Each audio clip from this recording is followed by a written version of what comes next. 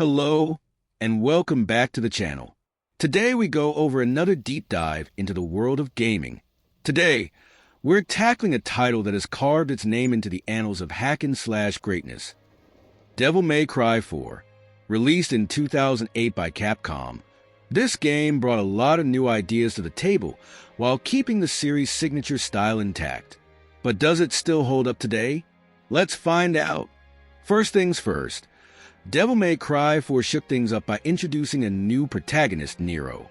While fans were initially skeptical about stepping away from Dante as the main character, Nero quickly won people over with his brash attitude, unique gameplay, and, of course, his Devil Bringer arm. This arm adds a fresh layer to combat, letting you grab enemies, pull them close, or deliver devastating slams. It's a mechanic that feels so satisfying, especially when paired with Nero's sword, the Red Queen, and his revving exceed system. Seriously, revving a sword like a motorcycle? Who thought of this? Genius. Speaking of combat, let's talk gameplay. Devil May Cry 4 is all about style. Whether you're slicing through demons with Nero or juggling them mid-air with Dante's twin pistols, the game rewards you for creativity and flair. The style ranking system encourages experimentation, pushing you to mix up your moves rather than spamming the same attack. When Dante takes center stage in the second half of the game, he brings even more variety with his 4 combat styles: Trickster, Swordmaster, Gunslinger, and Royal Guard. And let's not forget his arsenal of weapons. Lucifer and Pandora, anyone? Each weapon and style combination offers endless possibilities for tearing through enemies in the flashiest way possible.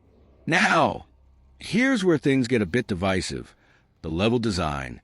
While the environments are gorgeous, from the Gothic architecture of Fortuna City to the eerie jungle, the game suffers from one glaring issue: backtracking. Once you switch to Dante, you're essentially retracing Nero's steps, fighting the same bosses in reverse. It feels repetitive and drags down the pacing. But let's give credit where it's due. The boss battles are phenomenal. Each one is a spectacle, with unique designs and patterns that test your skills.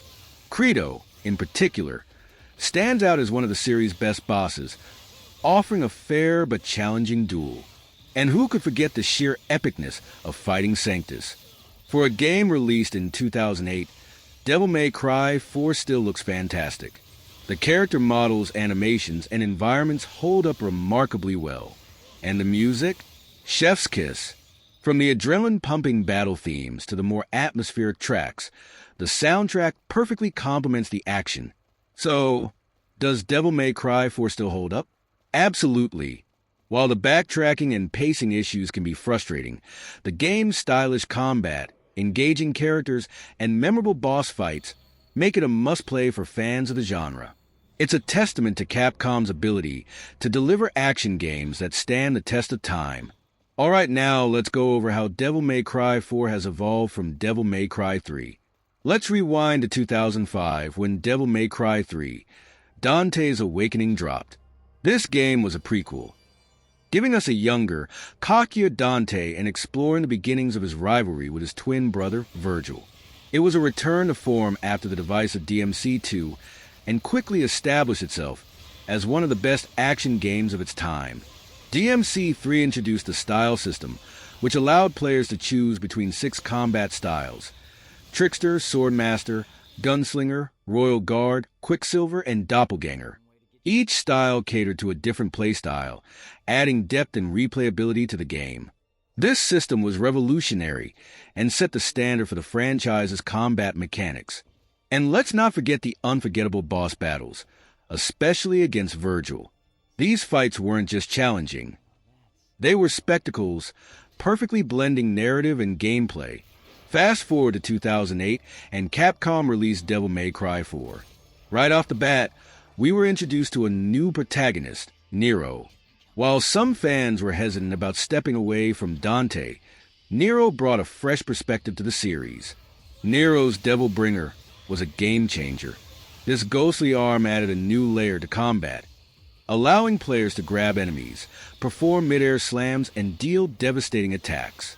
It complemented Nero's red queen sword and blue rose revolver perfectly, making him feel distinct from Dante while still fitting within the DMC universe. But don't worry, Dante wasn't left behind. In DMC4, he returned with the ability to switch between all his combat styles on the fly. This mechanic elevated his gameplay to new heights, giving players unmatched versatility and freedom in combat.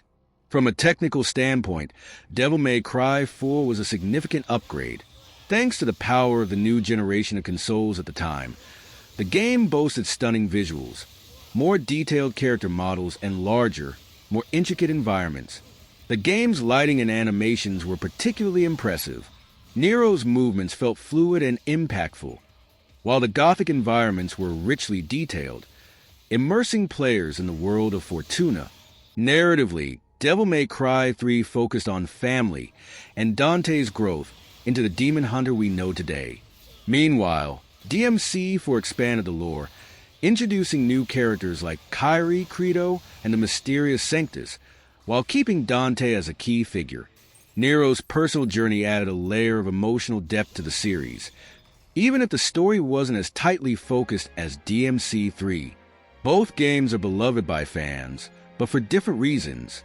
DMC3 is often praised for its tight story and groundbreaking combat, while DMC4 stands out for its ambitious mechanics and stunning visuals. Together, they represent the franchise's growth and Capcom's commitment to pushing the boundaries of action gaming. Whether you're a newcomer or a longtime fan, Devil May Cry 4 is worth your time. And if you've already played it, it might just be time for a replay. Thanks for watching, and don't forget to like, comment, and subscribe. Thanks for joining me on this review. Let me know your thoughts on Devil May Cry 4 in the comments below. And until next time, stay stylish and keep gaming.